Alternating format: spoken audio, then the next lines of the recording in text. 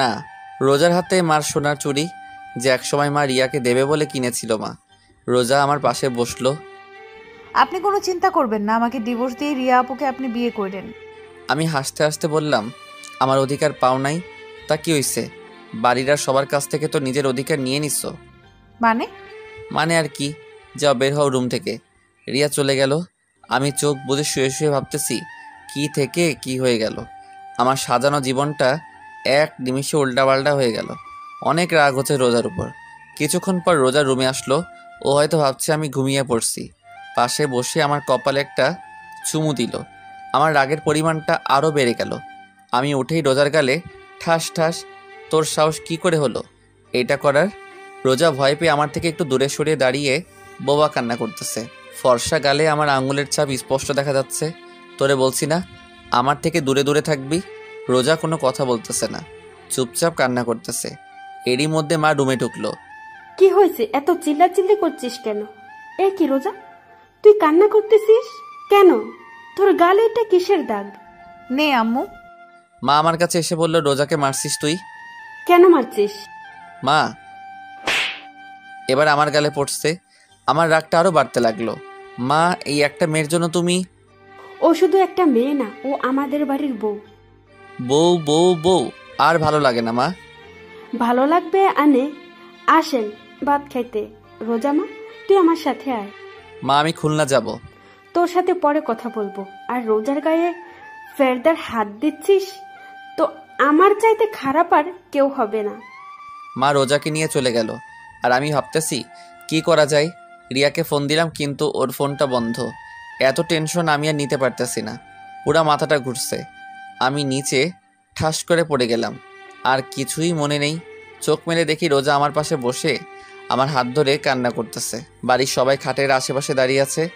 আপু ভাত নিয়ে আসলো। একে একে সবাই বের হয়ে গেল। এখন রুমে আমি, মা আর রোজা। রোজা আমার সামনে ভাত তরকারি পানি রাখতে লাগলো।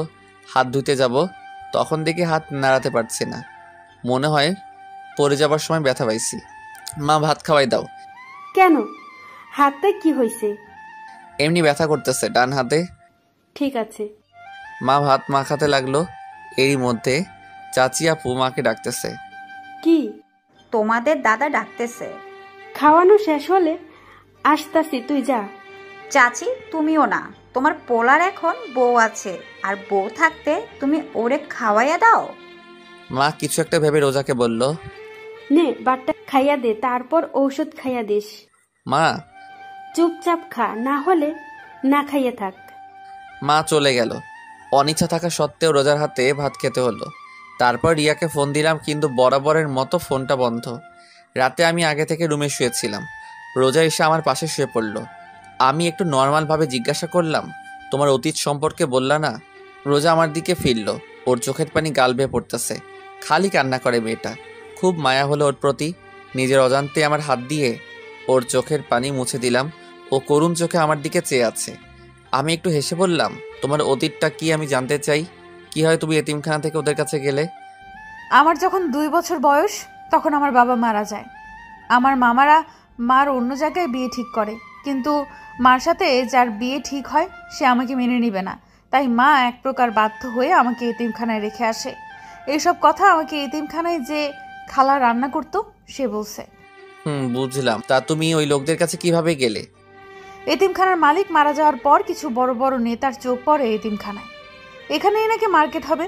এতিমখানায় যত লোক ছিল তাদের মধ্যে শুধু আমিই বড় ছিলাম, আর সবাই ছোট ছোট। সবাইকে আলাদা আলাদা এতিমখানায় শিফট করা হয়, কিন্তু একটা পুলিশ আমাকে ওই লোকটার কাছে বিক্রি করে দিছে। তারপর আপনার সাথে দেখা। বলে কান্না করতে লাগলো। তোমাকে বলছি না এই কান্নাকাটি একদম আমার সামনে করবা না। ও কান্না থামিয়ে বলল, আপনি রিয়া আপুকে বিয়ে করেন, কিন্তু আমারে তাড়ায় দিবেন না। আপনার ঘরের এক কোনায় একটু জায়গা দিয়েন। আপনি তো জানেন আমার থাকার কোনো জায়গা নাই।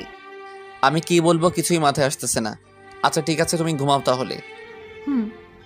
আমি বারান্দায় এসে রিয়াকে ফোন দিলাম, কিন্তু ফোন এখনো বন্ধ। আমি এসে বিছানায় শুয়ে পড়লাম। রাত 4:30 ফোনের আওয়াজে ঘুম ভাঙে। চোখ মেলে তাকিয়ে দেখি রোজা আমাকে জড়িয়ে ধরে শুয়ে আছে। ওর গরম নিঃশ্বাস আমার গলার উপর পড়তেছে। রোজাকে না সরিয়ে ফোনটা রিসিভ করলাম। ইমন ফোন দিছে। হ্যালো, কিরে দোস্ত, এত রাতে কিছু হয়েছে? দোস্ত রিয়া কি কি হয়েছে রিয়ার? রোজাকে ধাক্কা দিয়ে সরিয়ে উঠে বসলাম। রোজা করুণ চোখে আমার দিকে চেয়ে আছে। দোষ, রিয়া সুসাইড করেছে। মানে কি? দোষ, অবস্থা খুব খারাপ। সদর হাসপাতাল থেকে ফেরত দেশে খুলনা মেডিকেল নেওয়া হয়েছে। দোস্ত কি করব বল? তুই তাড়াতাড়ি চলে আয়, না হলে হয়তো শেষবারের মতো দেখতে পারবি না। কিছু হবে না রিয়ার, আমি এখনই আসতেছি। কি হয়েছে? আপনি এখন কোথায় যাবেন? আমার হাত ধরে কথাটা বলল রোজা। আমার প্রচুর রাগ উঠতে লাগলো। ঠাস ঠাস ঠাস কয়টা থাপ্পড় দিছে আমার মনে নাই। তোর জন্য, শুধু তোর জন্য আমার সাজানো জীবনটা এলোমেলো হয়ে গেছে। রোজা কান্না করতে আছে। এত রাতে চিল্লাপাল্লা শুনে বাড়ির সবাই কড়া নাড়ালো। দরজা খুলতেই মা ঘরে ঢুকে, সাথে দাদি ও চাচিরা। কি হয়েছে কি সুহান? এত চিল্লাপাল্লা কেন? কি রে রোজা, তুই কান্না করতেছিস কেন? তুই আবার রোজাকে মারছিস? মা মা আমার কথা না শুনে অনবরত থাপ্পড় মারতে লাগলো আমার গালে। রোজা খাট থেকে নেমে আমার সামনে দাঁড়ালো। আম্মু, উনি আমারে কিছু বলে নাই। তুই সর সামনে থেকে। না আম্মু, উনি আমার স্বামী, উনিই মারবে আমাকে, আর উনি ভালোবাসবে আমায়। সর তো তুই। মারো মারো, কত মারবা মারো। এবার মা বুঝতে পারলো কিছু একটা হয়েছে। মা আমার পাশে বসে বলল, কি হয়েছে?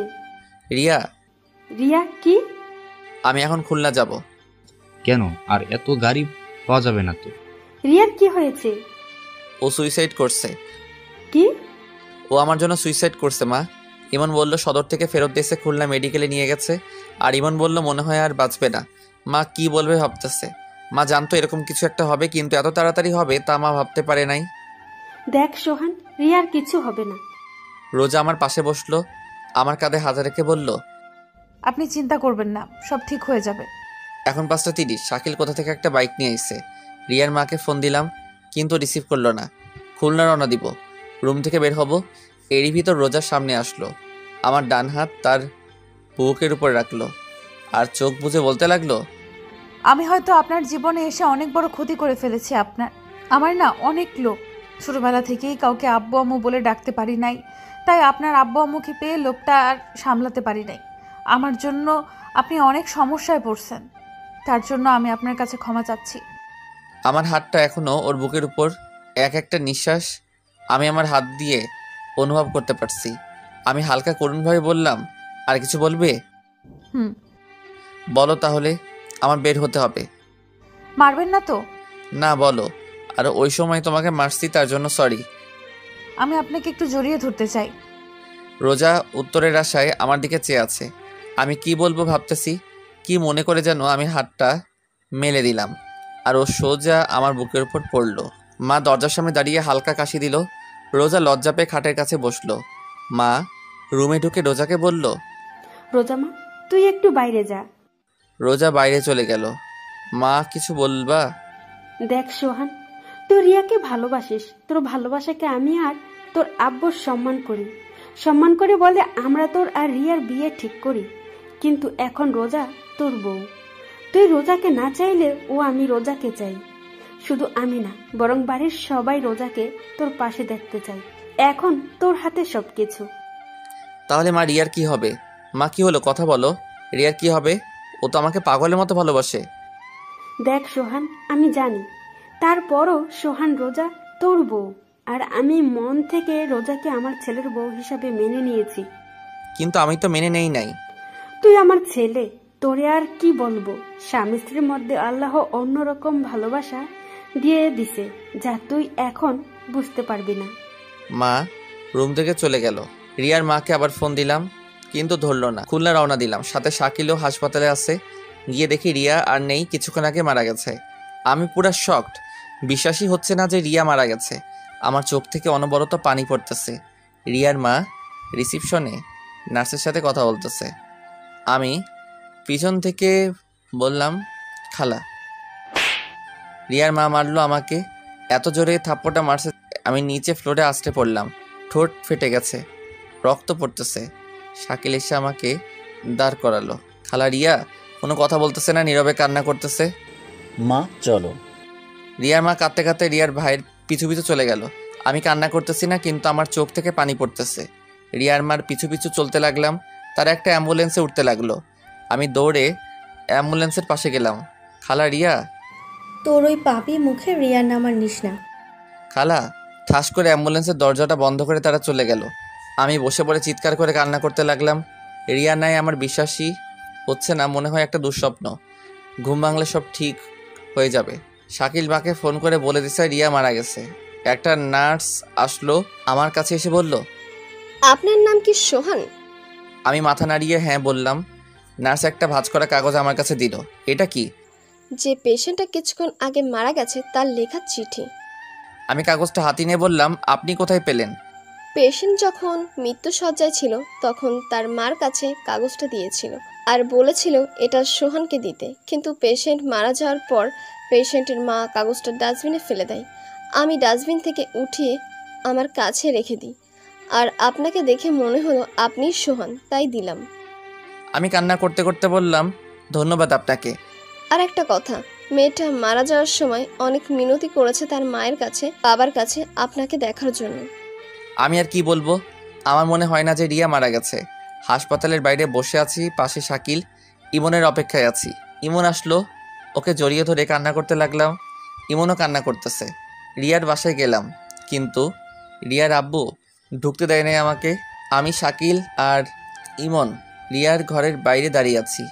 আমি নন স্টপ কান্না করতেছি, কি থেকে কি হয়ে গেল, তাই না? আস্তে আস্তে রিয়ার বাড়ির ভিতর লোকজন বাড়তে লাগলো। প্রায় লোকজন আমাকে ঘৃণার চোখে দেখতেছিল। নানান মানুষ নানান কথা বলতেছিল আমাকে। মসজিদ থেকে লাশের খাট আনা হয়েছে, কিছুক্ষণের মধ্যে রিয়াকে শেষ গোসল করাতে নিয়ে যাবে। আমার কিছু বন্ধু আমাকে বাজে ভাষায় গালাগালি দিতে লাগলো। ওরা কেউ বিশ্বাস করতে পারছিল না যে রিয়া সুইসাইড করছে, তাও আমার জন্য, যেখানে কিছুদিন পর আমাদের বিয়ে হওয়ার কথা ছিল। আর আজ মসজিদের মাইকে এহেলান দিতেছে যে রিয়ার নামাজের জানাজা বাদ জোহরে নামাজের পর হবে। রিয়ার আব্বু বাড়ির সামনে দাঁড়িয়ে আছে, যেন আমি ভিতরে ঢুকতে না পারি।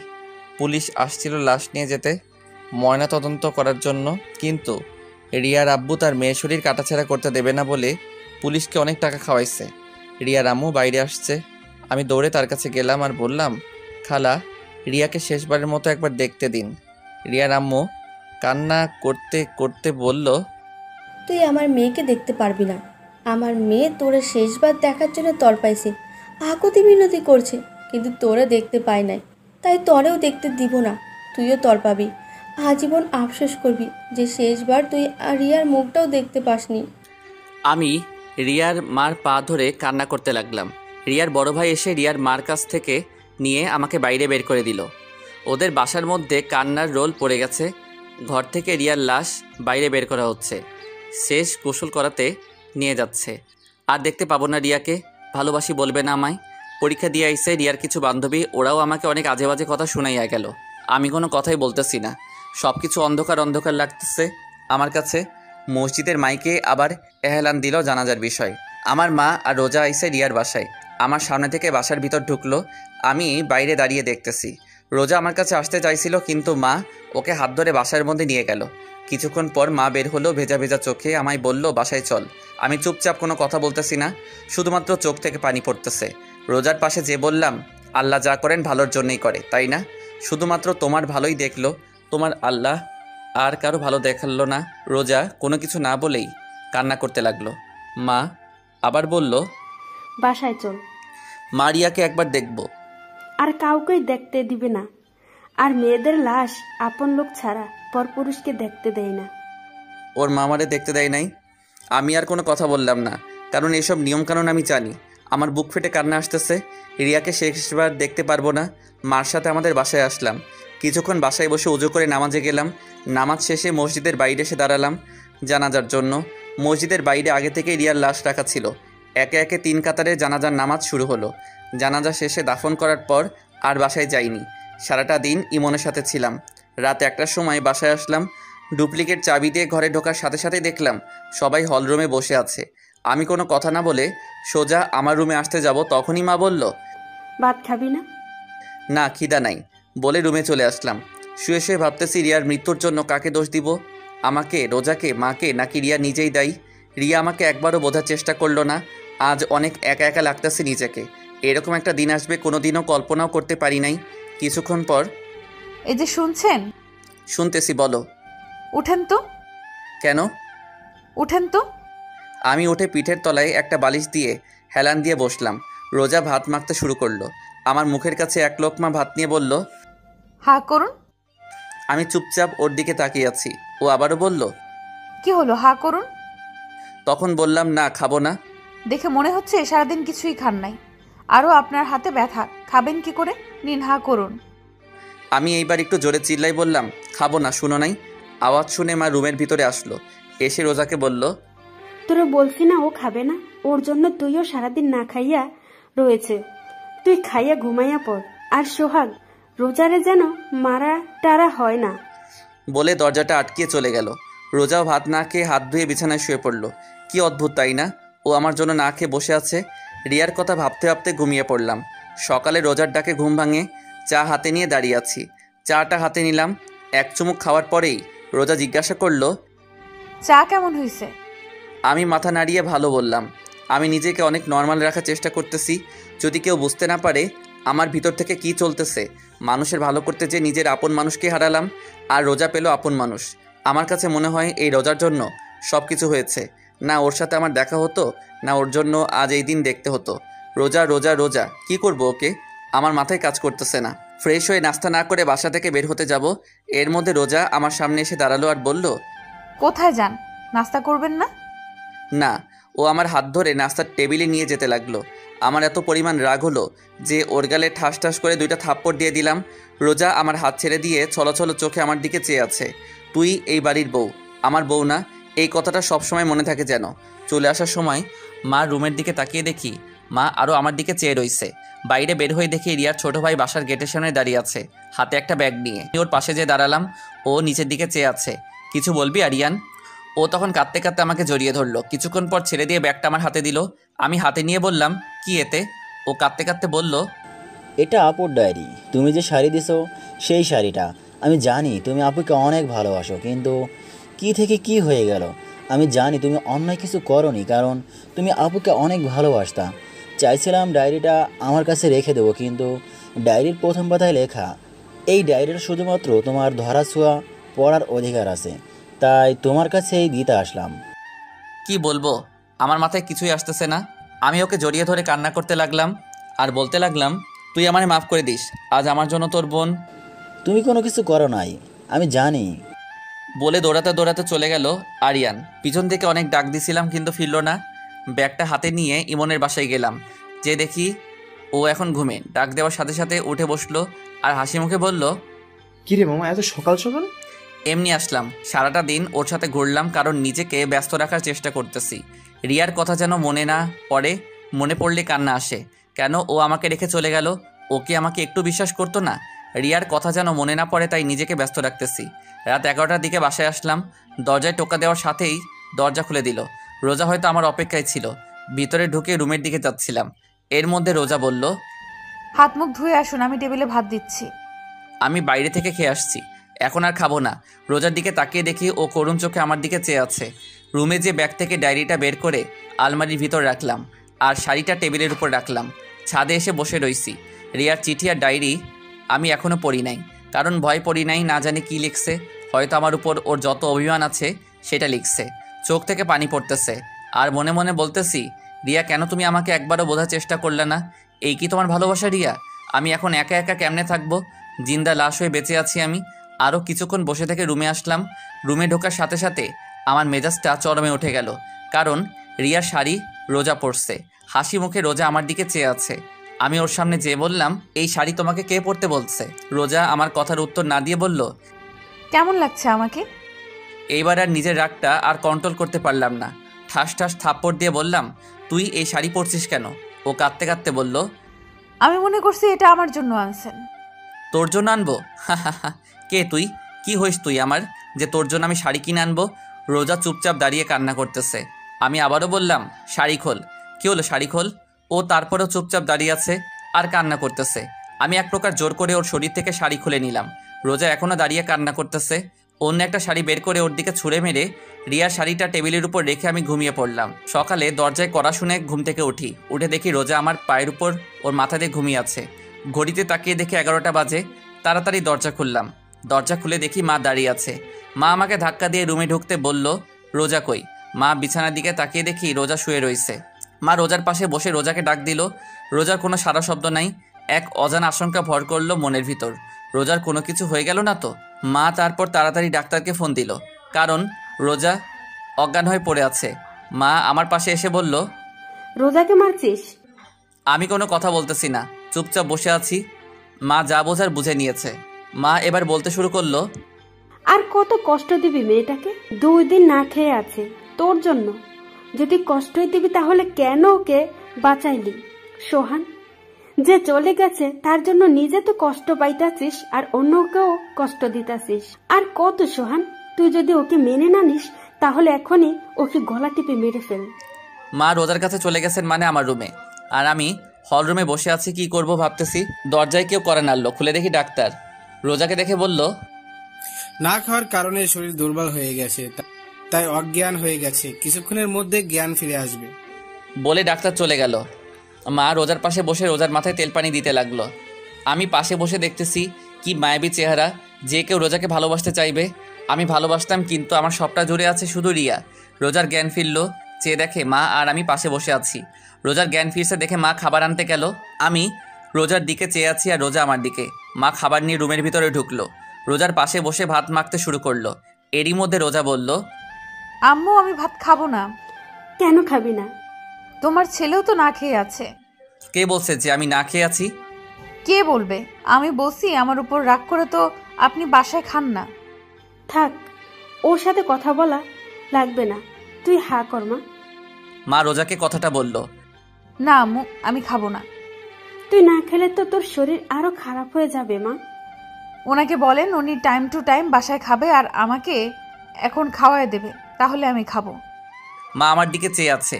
আমি মাকে ইশারায় বলল, বাটটা খাইয়া দে। মা আমি পারবো না। চুপচাপ খাইয়া দে, আমি বাইরে থেকে ঔষধ নিয়ে আসতাছি। বলে মা ভাতের প্লেটটা আমার হাতে দিয়ে চলে গেল। আমি বার কি করব? অনিচ্ছা থাকা সত্ত্বেও চুপচাপ খাইয়া দিতে লাগলাম। খাওয়া শেষে মা রুমে আসলো। আমি উঠে বাথরুমে চলে গেলাম। বাথরুমে ঢুকে কান পেতে শুনতে লাগলাম বাইরে মা আর রোজা কি কথা বলে। তুই ওর জন্য কেন শুধু শুধু নিজেকে কষ্ট দিস? আম্মু আমার জন্য আজ উনি ওনার ভালোবাসার মানুষের চিরতরে হারায় ফেলছে। কেন শুধু শুধু নিজেকে দোষ দিচ্ছিস? রিয়ার মৃত্যুর জন্য তোর আর সোহানের কোনো হাত নাই। এটা নিয়তি, এটাকে মেনে নিতে হবে। আম্মু, ওনার মনে অনেক কষ্ট, কিন্তু উনি প্রকাশ করে না। তা আমি জানি, তার জন্য তুই নিজেকে কষ্ট দিবি না আম্মু, আমি শুধু ওনার কষ্টের ভাগটা নিতে চাই। আস্তে আস্তে সব ঠিক হয়ে